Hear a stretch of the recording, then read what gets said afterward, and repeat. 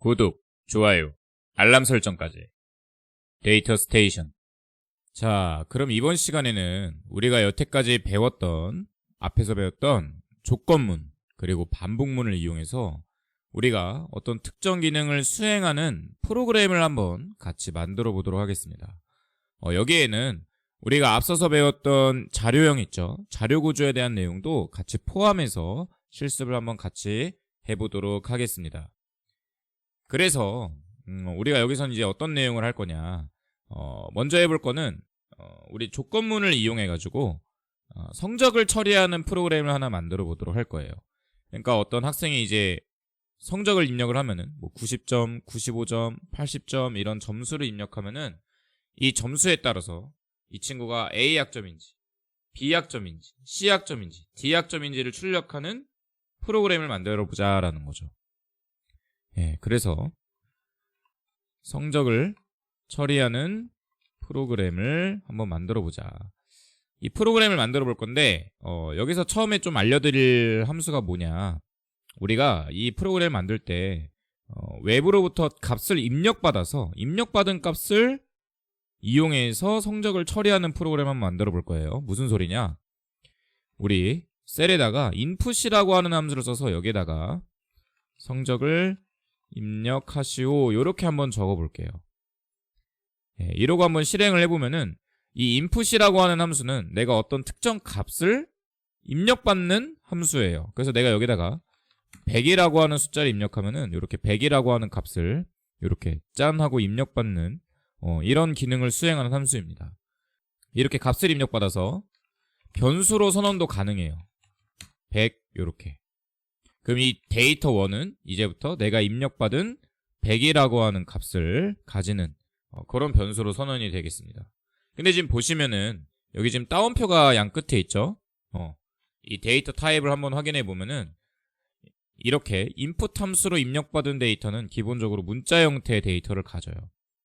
그래서 설명을 쓰자면은 input이라고 하는 함수는 값을 입력받는 함수고 문자 형태로 값을 입력받는다. 이렇게 좀 정리를 할 수 있겠습니다. 그래서 내가 이 입력받은 값이 있죠? 입력받은 값을 숫자로 변환을 해서 사용할 거예요. 어떻게 변환을 하느냐, 앞에다가 int 이렇게 붙여버리면은 이번에는 이 내가 입력받은 값을 숫자, 정수 형태로 변환을 시켜서 사용을 할 수가 있습니다. 그래서 100이라고 하는 숫자를 입력을 하면은 두 번째 줄에 의해서 이 100이라고 하는 이 입력받은 문자가 정수 형태로 변환이 돼서 데이터2라고 하는 변수로 선언이 돼요. 그래서 데이터2의 타입을 확인해보면 이번에는 정수 형태의 int, 인티저 형태로 데이터를 입력받은 것을 보실 수가 있습니다. 그래서 지금 이 입력받은 요 데이터 있죠? 입력받아서 숫자로 변환한 요 데이터, 이 데이터를 이용해서 이제 우리가 성적을 처리하는 조건문을 한번 만들어 보자라는 거죠. 무슨 소리냐, 이렇게 한번 해보자라는 거예요. 만약에 데이터2가 90점 이상이면은 A라고 하는 학점을 출력을 해주고, 만약에 내가 입력받은 이 데이터2가 입력받아서 숫자로 전환된 데이터2가 80점보다 크거나 같으면은 이번에는 B라고 하는 값을 출력을 하고, 또 조건을 걸려면 어떻게 하면 돼요? 이렇게 써주면 되죠. 이번에 입력받은 데이터가 70점 이상이다 라고 하면은 이번에는 C를 출력하고, 그리고 위에 있는 모든 조건을 만족하지 않는다 라고 하면은 D를 출력하게끔 이렇게 한번 프로그램을 짜면은 어떻게 되느냐, 내가 만약에 100이라고 하는 값을 입력하면은 입력받은 100이라고 하는 값이 데이터1이라고 하는 변수로 선언이 되고요. 그리고 그 데이터1에 선언된 100이라고 하는 문자 데이터가 int, 정수 형태 숫자 데이터로 변환이 된 다음에 데이터2라고 하는 새로운 변수로 선언이 돼요.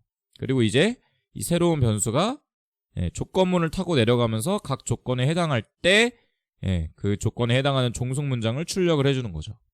그래서 100을 입력해서 엔터를 치면은 A라고 하는 점수가 나오고요. 다시 한번 해볼게요. 이번에는 75점. 그럼 C가 나오겠죠? 입력을 하면은 C라고 하는 점수가 출력되는 이런 프로그램을 우리가 한번 만들어 볼 수가 있다라는 겁니다.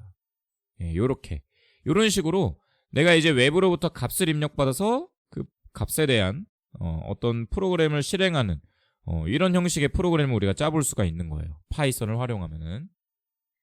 그러면은 이번에는 여기서 좀 더 응용을 해서 우리가 뭘 해볼 거냐. 이번에는 여기서 조금 더 우리가 응용을 해가지고 이렇게 한번 해보겠습니다. 내가 이제 값을 계속 입력을 하는데 그 입력된 값을 그냥 한번 입력하고 마는 게 아니라 그 입력된 값을 어디엔가가 내가 계속 저장을 하고 싶어요. 저장.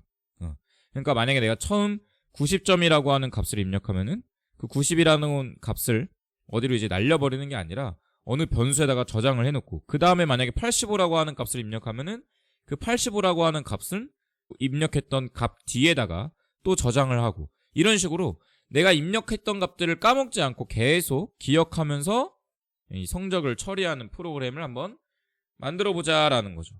그러니까 만약에 10명의 성적을 입력한다라고 하면은 그 10명의 성적들이 다 하나씩 차곡차곡 입력이 돼서 하나의 자료로 우리가 쓸 수 있도록 바꿔보자라는 거예요. 그러니까 여러 개의 자료죠. 여러 개의 자료니까 어떻게 쓰면 돼요? 자료형이라고 하는 우리가 앞에서 배운 리스트라고 하는 구조를 잘 활용을 하면은 입력받은 값을 계속 내가 저장을 하면서 프로그램을 구성을 해줄 수가 있는 거예요. 어떻게 해주면 되느냐? 자, 여기까지 여러분 되셨으면은 이번에는 맨 아래 새로운 셀에다가 이렇게 입력해 볼게요. 리스트 언더바 스코어라고 하는 스코어라고 하는 변수에다가 비어있는 리스트를 이렇게 만들어줍니다. 비어있는 리스트를 이렇게 만들어줘요. 그럼 이 리스트 스코어라고 하는 이 변수는 안에 이 리스트 형태로 이제 변수가 선언이 되어 있는데 안에는 값이 비어 있어요. 여기다가 이제 어떻게 해주느냐? 이 위에다가 아까처럼 이제 데이터를 입력받습니다. 데이터 3를 입력받는데 이번엔 이렇게 써볼게요. 인풋 함수에서 입력받은 값을 바로 숫자로 변환해서 데이터 3로 선언을 해볼게요. 그래서 똑같이 성적을 입력하시오 이렇게 써주고요. 그리고 이 입력받은 성적을 내가 이 리스트 스코어에다가 계속 추가를 하고 싶은 거예요. 이 셀을 실행시킬 때마다. 그럼 어떻게 해주면 되냐면은 우리가 앞에서 배웠던 append라고 하는 함수를 이용해서 이 append 함수 안에다가 데이터 3를 입력을 하죠. 입력을 하면 어떻게 돼요? 100을 입력하면은 100이 들어가고요. 그리고 만약에 다시 실행해요. 75 입력하면은 아까 100에 이어서 75 값이 또 추가가 되는 거예요. 한 번 더 실행을 해보면은 60이란 값을 넣어볼게요. 이렇게 실행하면 어떻게 돼요? 우리 리스트 스코어 한번 확인해 볼까요? 리스트 스코어 확인해 보면 제가 입력한 값대로 차근차근 하나씩 리스트 안에 원래 비어있던 리스트 안에 하나씩 들어간 걸 보실 수가 있죠? 그쵸? 요렇게 코드를 만들어 줄 수가 있어요. 그럼 이제 우리가 이걸 이용하면은 성적을 입력하면서 학점을 출력하고 그 출력된 학점이 A인지 B인지 C인지를 확인해 볼 수가 있겠죠. 어떻게 확인해 볼까요? 이 아래다가 이렇게 입력할게요.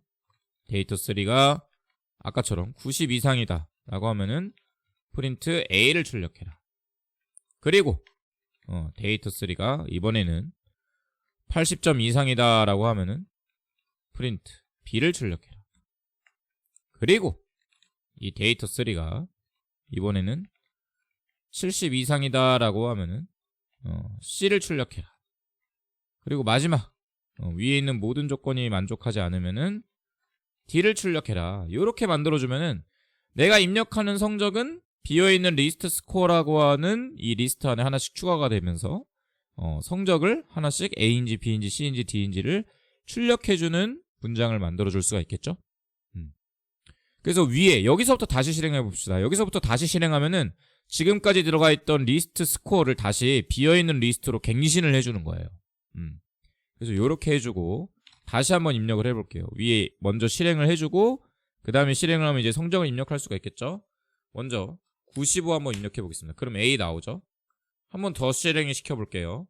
77 C가 나올 거고요. 한 번 더 82 실행시키면 B가 나오겠죠.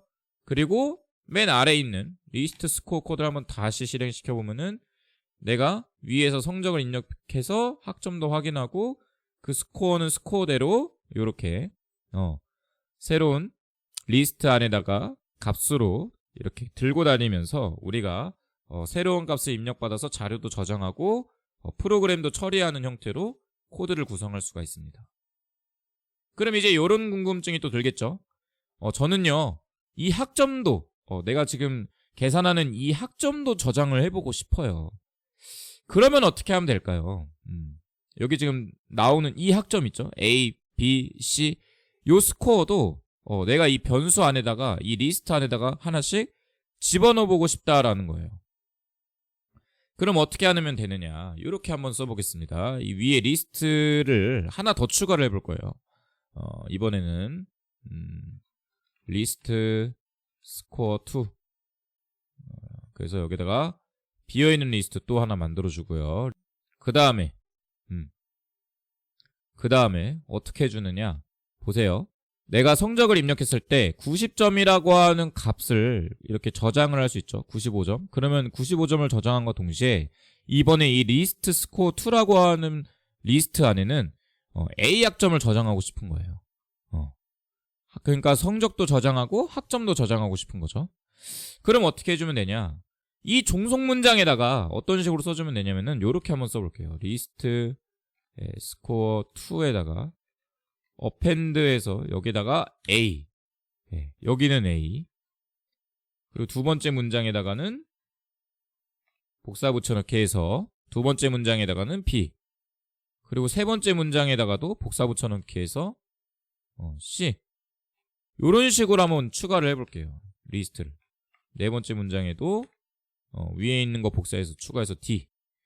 그럼 어떻게 되느냐, 그럼 한번 보겠습니다. 비어있는 리스트를 두 개를 만들었어요. 리스트 스코어라고 하는 이 빈 공간에는 내가 입력한 점수가 들어갈 거예요.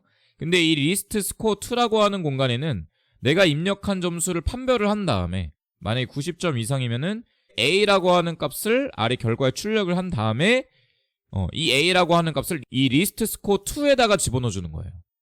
그리고 프로그램이 끝나요. 그러니까 숫자도 저장을 하고 학점도 저장을 해서 두 리스트를 만들어주는 거죠. 한번 해볼까요? 위에 실행시키고 아래 다시 실행시켜 볼게요. 그래서 90 입력하면은 A가 나오죠. 그리고 다시 실행해 볼게요. 85 입력하면은 B가 나올 거고요. 다시 실행. 60 입력하면은 D가 나올 거예요. 그러면은 리스트 스코어에는 뭐가 들어갔어요? 90, 85, 60이라는 숫자가 하나씩 들어갔을 거고요. 아까 위에서 만든 리스트 스코어 2에는 이 각각의 값이 매칭된 A, B, D라고 하는 학점이 이렇게 들어가 있는 것을 보실 수가 있어요. 요런 식으로. 그러면은 내가 성적도 입력해서 숫자 데이터를 성적으로도 리스트에다 넣어주고, 그리고 학점도, 그에 따른 학점도 내가 새로 만들어 놓은 리스트에다 추가해서 학점을 집어넣을 수 있다는 거죠. 데이터를 이런 식으로 조건에 맞게도 이렇게 저장을 해줄 수가 있어요. 저장을. 조건에 맞게 데이터를 저장할 수가 있다. 그렇게 해서 나온 이 두 가지 리스트를 어떻게 또 활용할 수가 있냐, 어떻게 또 활용해 줄 수가 있느냐, 요렇게 한번 해볼게요. 자, 집이라고 하는 함수를 써서 이 두 가지의 리스트를 묶어버릴 수가 있어요. 요렇게 써볼게요. 집이라고 하는 함수를 써서 리스트 스코어 하나 써주고요. 리스트 스코어 2라고 이렇게 써볼게요. 그러면은 이 집이라고 하는 함수에 의해서 두 리스트가 이렇게 짜잔하고 묶이게 되고요. 이 바깥에다가 소괄호를 쳐주신 다음에 딕셔너리 형태로 바꿔버리면 어떻게 되느냐, 각각의 입력된 성적에 학점이 매칭이 돼가지고 하나의 딕셔너리 형태로 데이터가 저장이 돼요. 딕셔너리 형태로. 딕셔너리 배웠죠? 우리 앞에서 어떤 형태의 자료 구조였어요? 키와 밸류로 이루어진 매칭된 데이터의 페어로 이루어진 매칭된 데이터를 우리가 딕셔너리라고 불렀었죠? 그러니까 우리가 지금 어떤 작업을 해준 거예요? 위에서 숫자를 입력받을 수 있는 리스트를 하나 만들어주고 학점을 입력받을 수 있는 리스트를 만들어줬어요. 그래서 숫자를 입력하면 그 숫자는 바로 입력받는 즉시 리스트에다 추가를 해줬고요. 그리고 if문, 조건문을 타면서 숫자에 맞게 학점을 새로운 리스트에다 또 추가를 해줬어요. 그리고 그 숫자가 입력된 리스트와 학점이 입력된 리스트를 집이라고 하는 함수로 묶어준 다음에 얘를 딕셔너리 형태로 바꿔주면은 요런 식으로 내가 입력한 값과 매칭되는 형태로 데이터를 구성해 줄 수 있다라는 거죠. 요렇게 만들어 줄 수가 있습니다. 그럼 우리가 어떻게 돼요? 우리가 이 셀을 계속 반복해서 실행을 해주면은 내가 여러 가지 숫자 값들을 계속 입력받을 수 있고 거기에 매칭되게끔 학점도 달아서 하나의 자료 구조로 사용할 수 있다라는 거죠. 그리고 이렇게 만들어 놓으면은 우리가 나중에 배우겠지만 데이터 프레임, 판다스의 데이터 프레임을 이용해서 데이터로 만들어 줄 수도 있어요. 엑셀이나 CSV 파일 형태 데이터 구조로도 구성을 해줄 수가 있어요. 자, 그래서 우리가 이번 시간에는 뭘 알아봤냐면은 우리가 앞에서 배운 조건문이랑 자료 구조를 이용해서 조건문이랑 리스트라고 하는 자료 구조를 이용해서 성적을 처리하는 프로그램을 한번 만들어 봤습니다. 그래서 성적을 입력하면은 그 성적을 저장하면서 성적에 맞게 학점도 같이 저장하는 프로그램을 짜잔하고 만들어 봤어요. 바로 다음 세션에서는 우리가 뭐 할 거냐면은 지금 이번엔 조건문 연습했죠? 바로 다음 세션에는 우리가 이제 반복문을 활용하는 방법, 반복문을 활용해서 이번에는 어떤 성적의 합을 계산하는 프로그램을 같이 한번 만들어 보도록 하겠습니다.